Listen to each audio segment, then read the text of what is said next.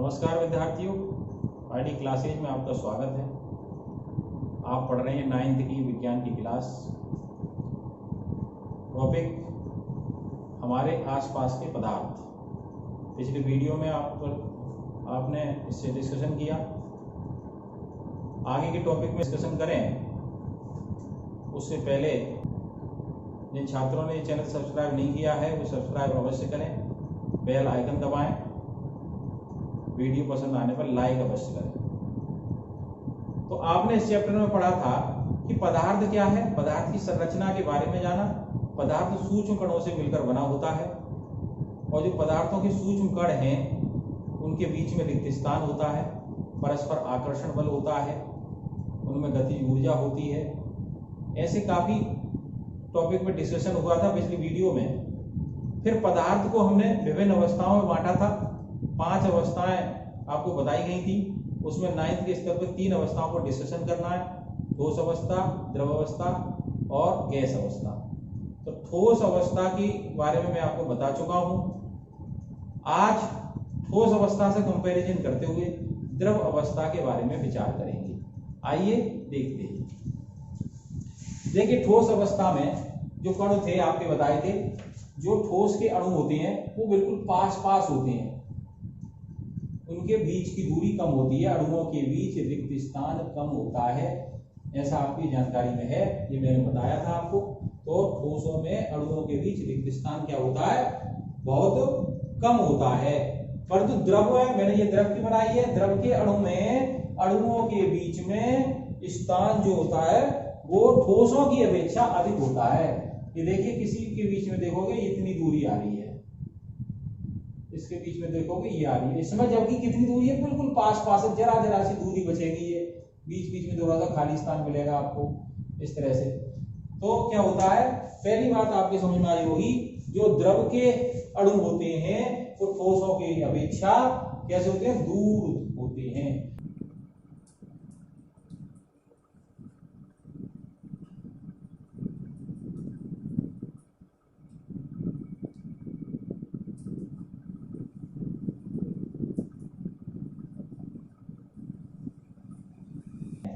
तो क्या कंपैरिजन है द्रव अवस्था के अणु और ठोस अवस्था के अणु। मैंने जैसे कि अभी बताया था, तो द्रव अवस्था में क्या होता है, अणुओं के बीच की दूरी ठोस के अणुओं से अधिक है।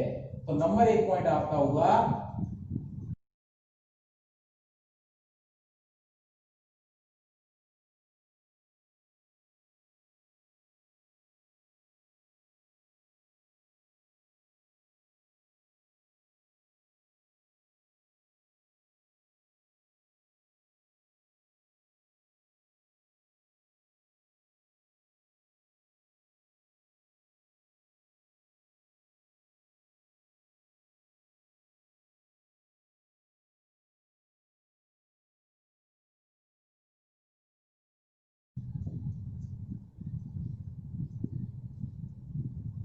तो पहला पॉइंट आपको याद रहना चाहिए कि जो द्रव के अणु हैं वो ठोस के अणु से क्या होते हैं, उनके बीच की दूरी अधिक होती है। ठीक है ना, क्या होती है, अधिक होती है। दूसरा यह था कि ठोस के अणुओं के बीच में परस्पर आकर्षण बल बहुत अधिक होता है ना, इसलिए पास पास रहते हैं। ये क्यों रहती है, दूरी अधिक है, क्यों है, इनके अणु दूर दूर है, इनके अणु पास पास है, इनमें आकर्षण बल कम होता है। ठीक है ना। तो द्रवों के अणुओं के बीच में क्या है,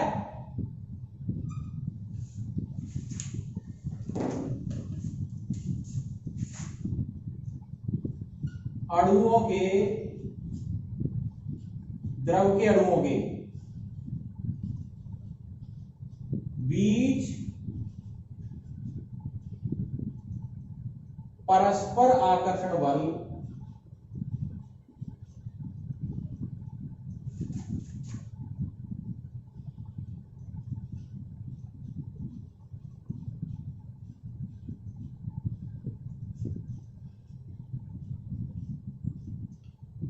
जिसे हम ससंजक बल भी बोलते हैं, ससंजक।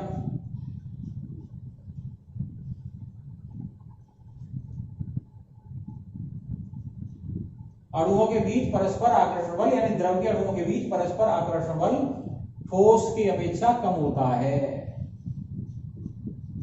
ठोस के अणुओं की अपेक्षा कम।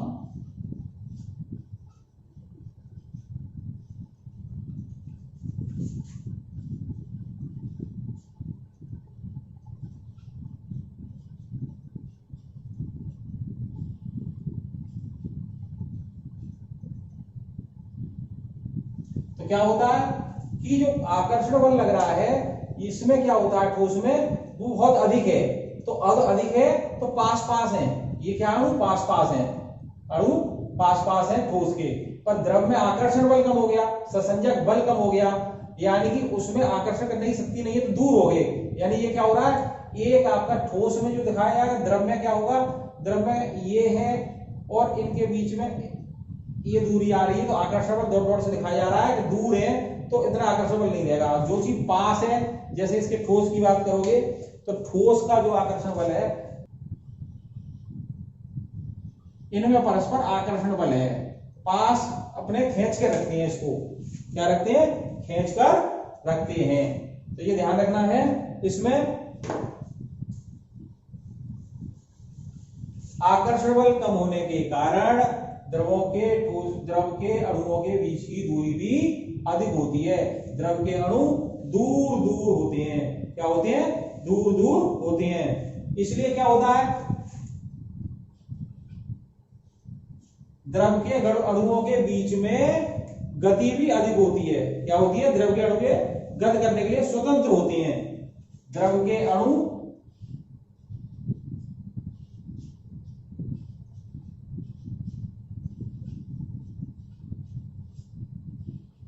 ठोस की अपेक्षा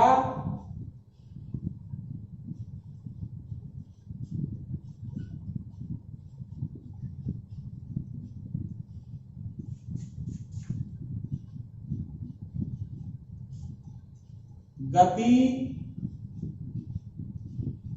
करने के लिए स्वतंत्र होते हैं।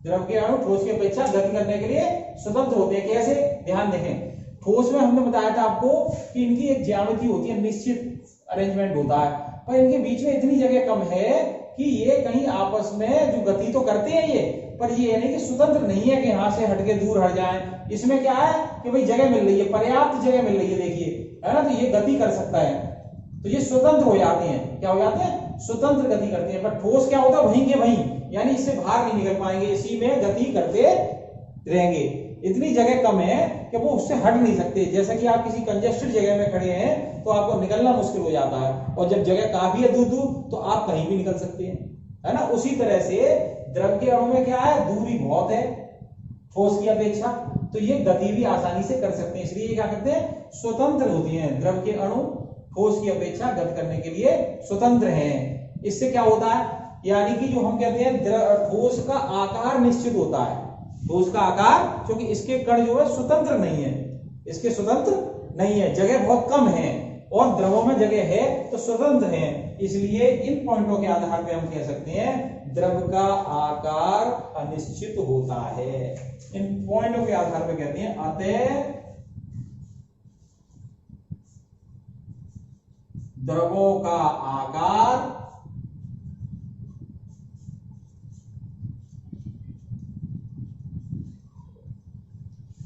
अनिश्चित होता है।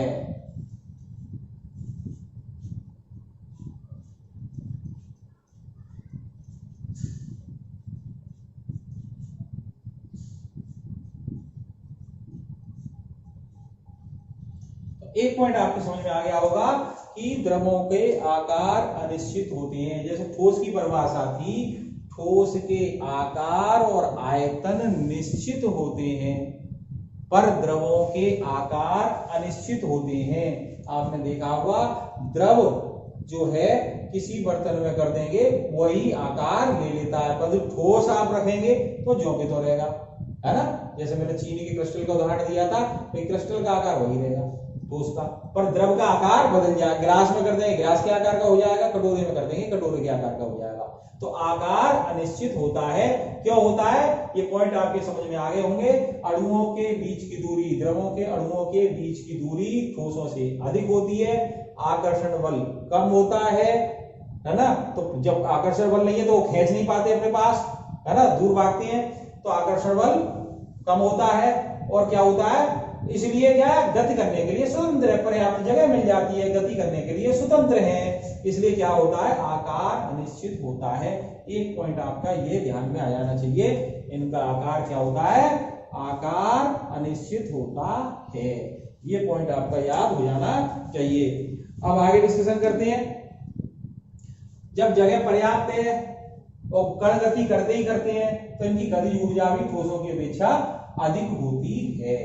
ठीक है, अगले पॉइंट पे डिस्कशन करते हैं। ध्यान दें, ये एक पॉइंट आ गया आपका, ए पॉइंट आ गया, ये मानो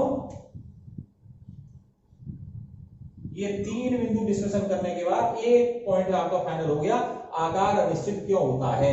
द्रवों का आकार अनिश्चित क्यों होता है? तो इसका आंसर आप ये लिखेंगे, है ना, ये तीनों पॉइंट लिखेंगे। इस 3 पॉइंट के आधार पर निश्चित हुआ कि आकार अनिश्चित है द्रवों का। अब दूसरा पॉइंट देखते हैं आयतन के बारे में।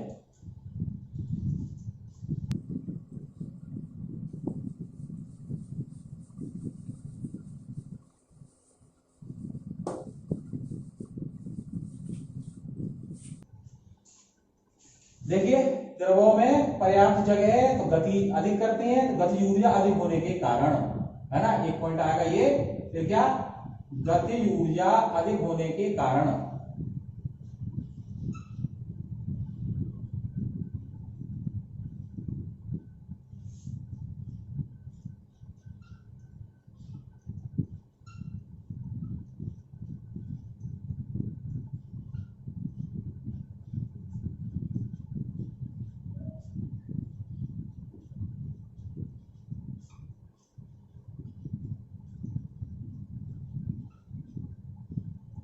या क्या करते हैं? स्वतंत्रता पूर्वक गति करते हैं, है ना। गतिज ऊर्जा अधिक होने के कारण द्रव के अणु द्रव की सीमा के अंदर, द्रव के अणु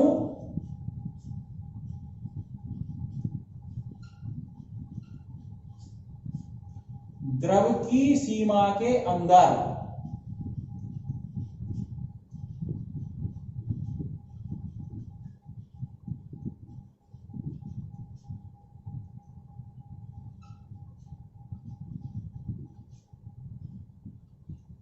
स्वतंत्रता पूर्वक गति करते हैं।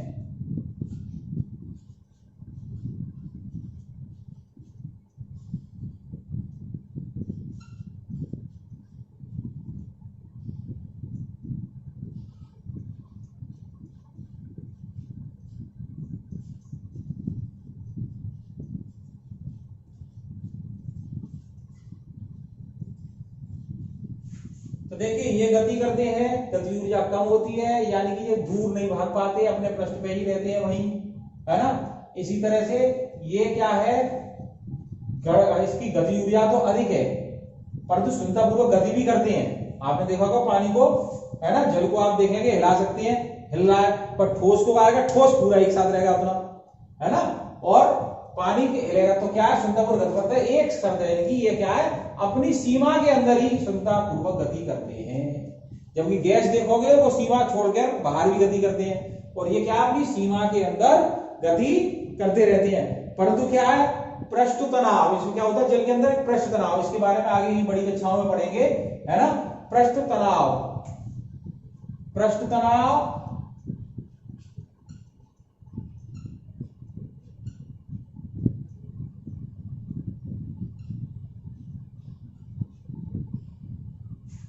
तथा ससंजक बल के कारण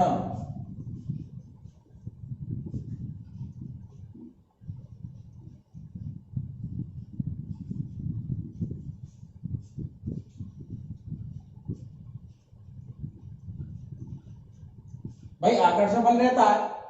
गैसों में तो बहुत कम होता है आकर्षण बल, है ना। इसमें ठोसों में सबसे अधिक आकर्षण, उससे कम ठोस इसमें द्रवों में रहता है। तो जो आकर्षण बल है, ससंजक बल है ना, और पृष्ठ तनाव, इन दोनों के कारण क्या होता है? ये पृष्ठ नहीं छोड़ पाते, वे ऊपरी पृष्ठ को नहीं छोड़ पाते। कारण द्रव ऊपरी पृष्ठ को नहीं छोड़ पाते।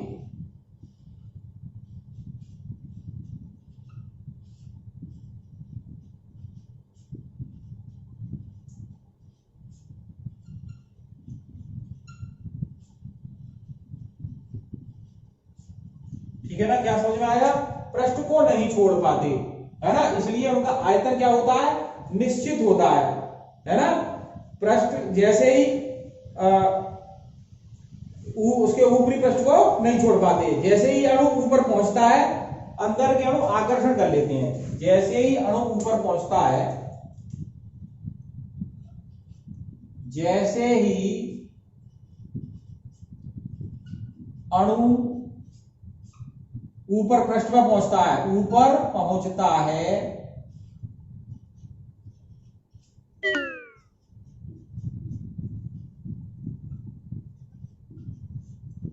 अंदर के अणु,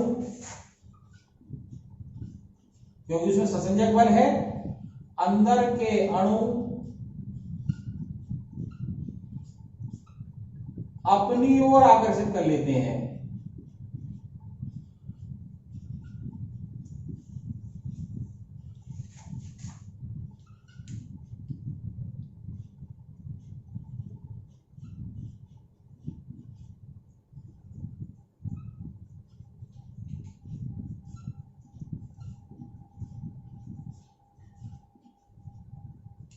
अतः अणु क्या है? पृष्ठ छोड़ के नहीं जा पाता, अणु पृष्ठ छोड़कर नहीं जा पाता। अतः इनका क्या है? आयतन निश्चित रहता है। क्या रहता है ना? अणु द्रव का ये ऊपरी सतह भेद कर पार नहीं कर पाएगा, अतः इनका आयतन निश्चित रहता है। अतः द्रवों का आयतन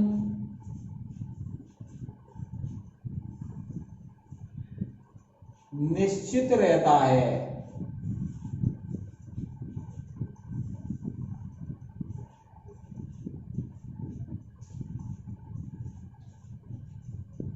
एक पॉइंट दूसरा निकल के ये आ गया कि द्रवों का जो आयतन है वो क्या रहता है? निश्चित रहता है।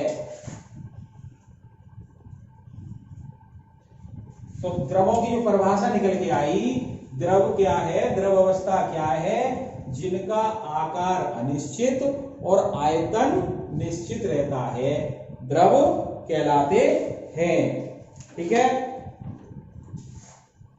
अब और पॉइंट पे डिस्कशन करते हैं इससे आगे के।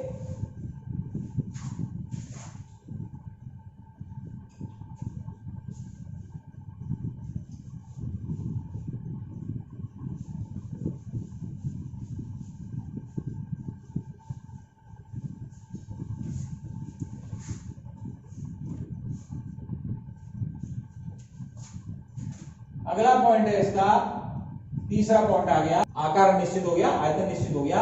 अब तीसरा पॉइंट है, द्रवों में क्या होती है? तरलता पाई जाती है। द्रवों में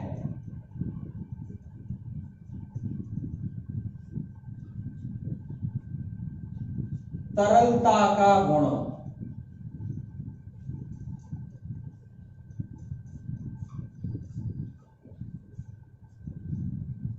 ये क्या है भाई? ठोस के बारे में बताए थे। ठोस क्या होते हैं? दृढ़ होते हैं। क्या होते हैं? ठोस के अणु कैसे होते हैं? दृढ़ होते हैं। ठीक है, परंतु द्रव के अणु जो होते हैं वो दृढ़ नहीं होते, इनमें बहने का गुण पाया जाता है। तरलता गुण का मतलब है बहने का गुण पाया जाता है। काय का? बहने का गुण पाया जाता है।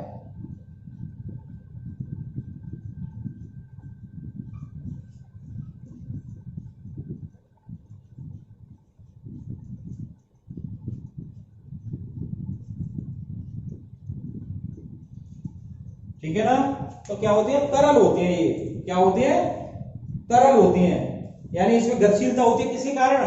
क्योंकि गतिशीलता होती है, अणुओं में गतिशीलता होती है, क्योंकि अणुओं में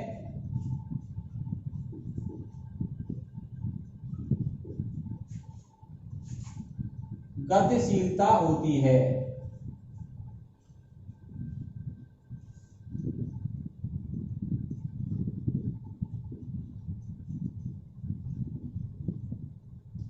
यानी कि इनमें क्या है, द्रव के अणु जो है कैसे हैं, दृढ़ नहीं होते। द्रव के अणु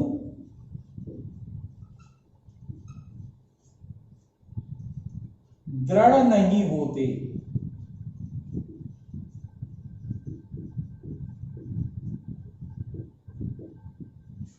तो आकार निश्चित, आयतन निश्चित, द्रव तरलता का गुण, सांद्र जो द्रव होते हैं उनमें तरलता का गुण कम होता है ना। सांद्र जो होते हैं, सांद्र द्रव गाढ़े, सांद्र द्रव में, सांद्र द्रव में तरलता का गुण कम,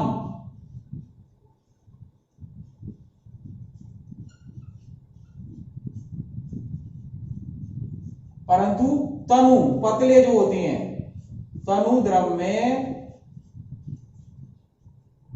तरलता का गुण अधिक होता है।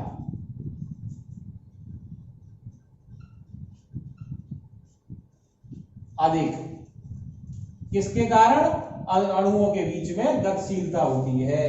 क्या होती है, अणुओं के बीच में गतिशीलता होती है। इसलिए द्रव में क्या है, विसरण संभव है। एक गुण और आता है, द्रव में क्या है, एक विसरण संभव है। और ले सकते हैं, द्रव में विसरण संभव है।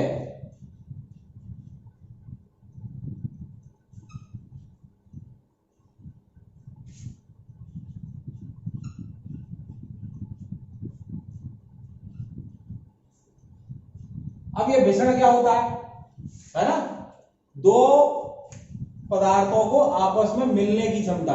क्या, दो विभिन्न पदार्थों के कणों को स्वतः मिलना, क्या होता है विसरण। विसरण की परिभाषा समझ लेंगे। विसरण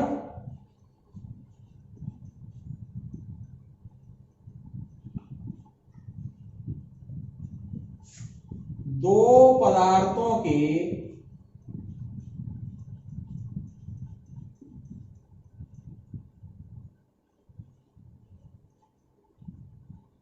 कणों का स्वतः मिलना।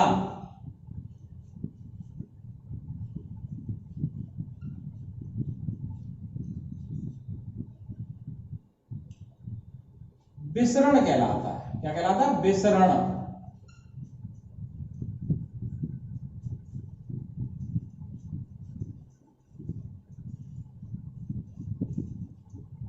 दो पदार्थों के कणों का स्वतः मिलना विसरण कहलाता है। द्रवों में ठोस, द्रव और गैस तीनों का विसरण संभव है। द्रवों में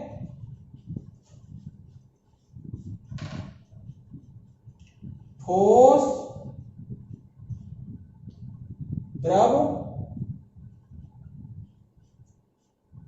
तथा गैसों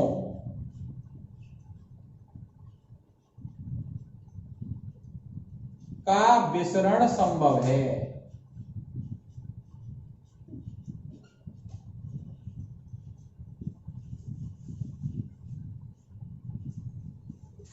ठीक है, तो विसरण क्या है, दो कणों का स्वतः मिलना।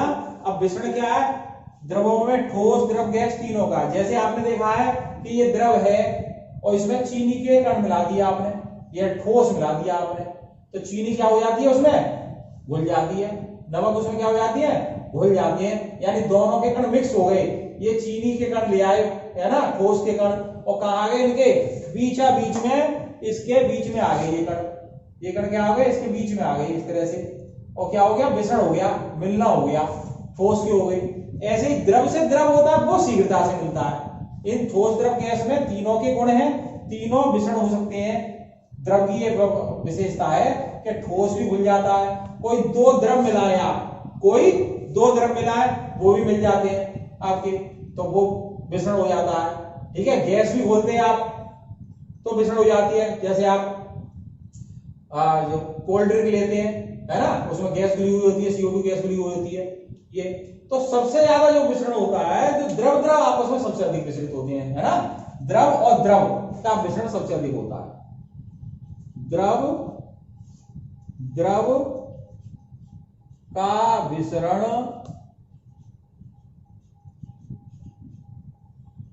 सबसे अधिक।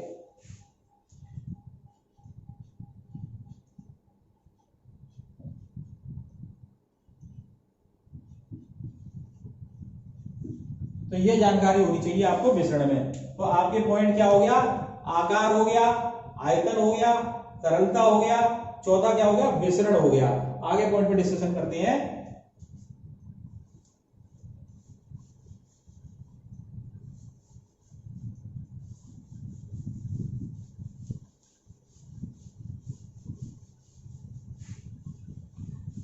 अब बात करते हैं घनत्व की।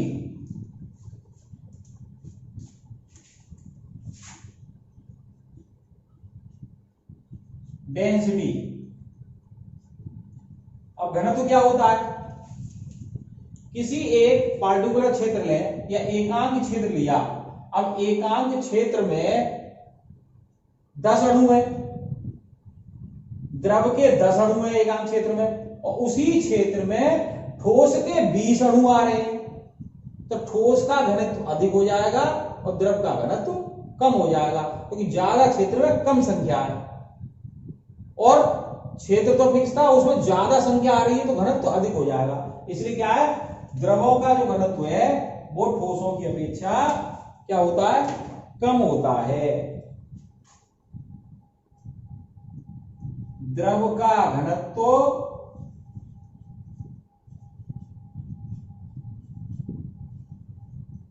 ठोस की अपेक्षा कम।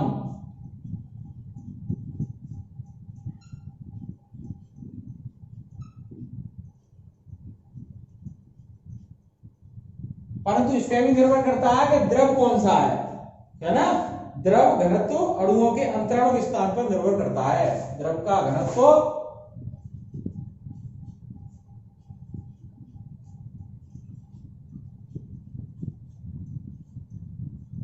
अंतरा अणुक, यानी जो खाली जगह थी इनके बीच में, अंतरा अणुक स्थान पर निर्भर करता है।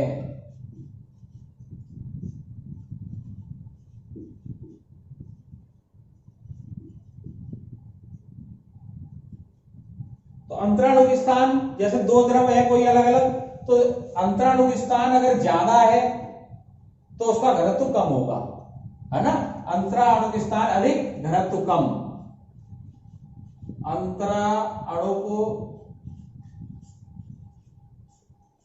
स्थान अधिक,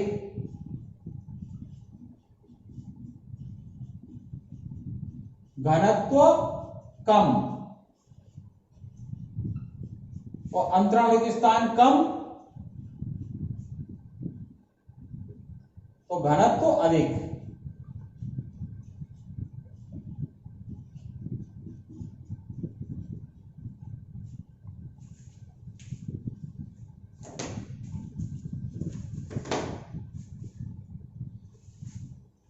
अब अगले पॉइंट पर बात करते हैं क्वथन।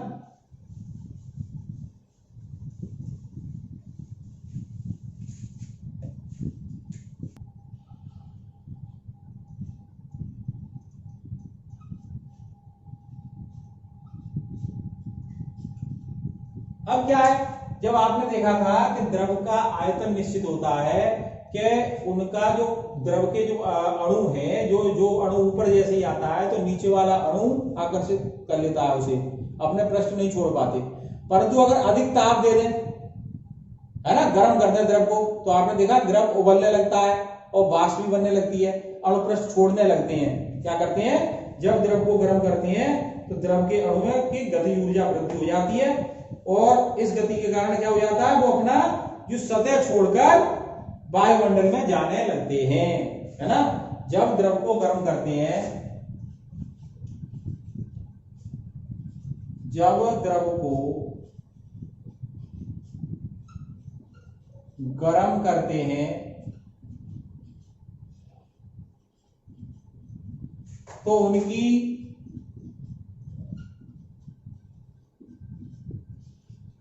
गतिज ऊर्जा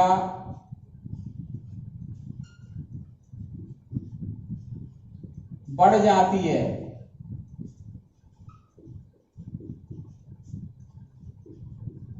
ठीक है ना।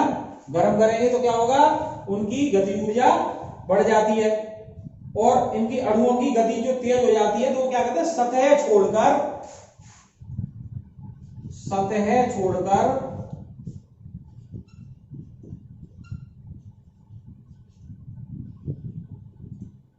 वायुमंडल में जाने लगते हैं।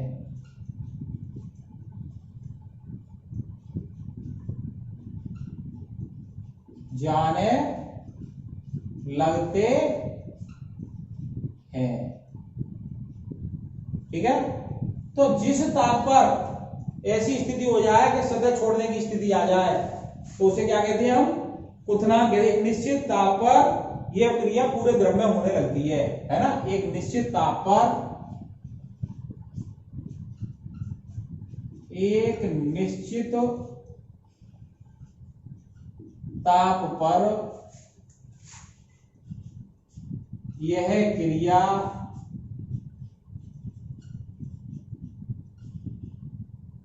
पूरे द्रव में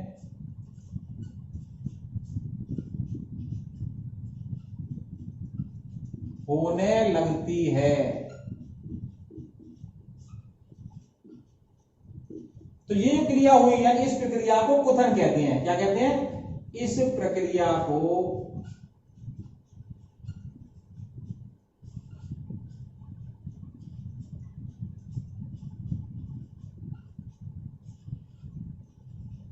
क्वथन कहते हैं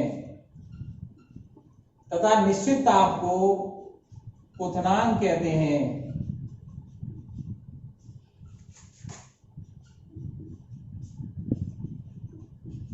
निश्चित ताप को क्या कहते हैं, क्वथनांक।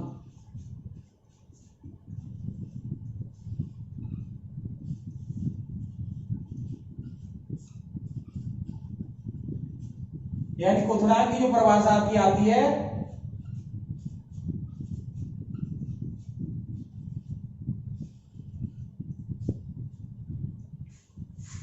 जिस ताप पर द्रव का वाष्प दाब वायुमंडल दाब के बराबर हो जाता है वह ताप क्वथनांक कहलाता है। जिस ताप पर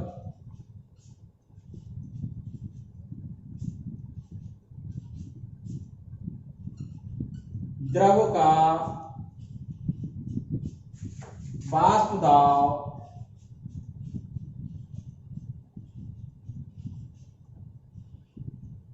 वायुमंडल के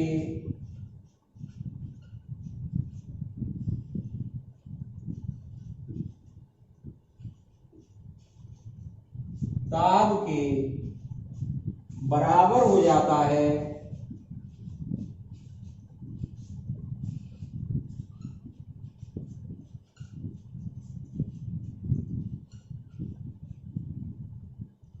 वह ताप क्वथनांक कहलाता है।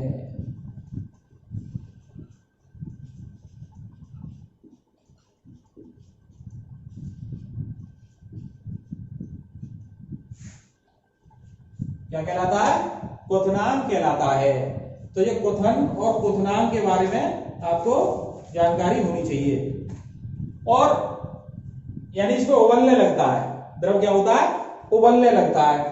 और ताप वृद्धि हम करते जाएं और द्रव के अणु शीघ्रता से द्रव की सतह छोड़कर वाष्प में परिवर्तित होने लगते हैं तो उसे प्रक्रिया को क्या कहते हैं, वाष्पन कहते हैं। यानी कि ये क्वथनांक पर द्रव उबलने लगता है ना। क्या होता है, सतह छोड़ने की स्थिति आ जाती है, उबलने लगता है। और ये टेम्परेचर बढ़ाते जाएं तो क्या होता है, उसके अणु सतह छोड़ के वायुमंडल में जाने लगते हैं। इस प्रक्रिया को क्या कहते हैं, वाष्पन कहते हैं, है ना। वाष्प में परिवर्तन होने लगे, अणु सतह छोड़कर वाष्प में परिवर्तन होने लगे तो इस प्रक्रिया को वाष्पन कहते हैं। तो आपने इससे पिछली वीडियो में ठोसों के बारे में अध्ययन किया था। आज ठोसों से तुलनात्मक अध्ययन करते हुए द्रव का अध्ययन किया। आगे की वीडियो में अब गैस पर अध्ययन करेंगे, तुलनात्मक अध्ययन करेंगे ठोस, द्रव, गैस तीनों का। तो इसको ठीक से आप पढ़िए। वीडियो पसंद आए हो इसको अवश्य लाइक करें, अपने मित्रों को शेयर करें। धन्यवाद।